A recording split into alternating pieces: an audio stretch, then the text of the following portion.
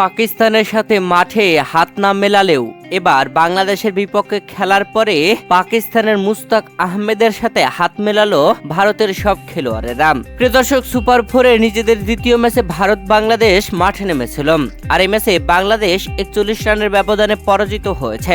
বাংলাদেশকে হারিয়ে দিয়ে সুপার ফোরের এক ম্যাচ বাকি থাকতেই ভারত ফাইনালে জায়গা করে নিয়েছে।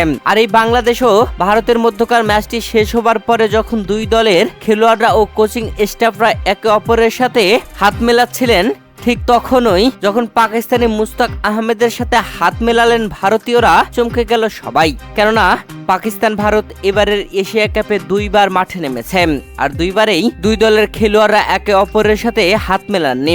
যদিও পাকিস্তানিরা হাত মেলাতে চেয়েছিল, তবে ভারতের খেলোয়াড়রা হাত মেলাননি। বাংলাদেশের spin bowling coach Mushtaq Ahmed হলেন পাকিস্তানি।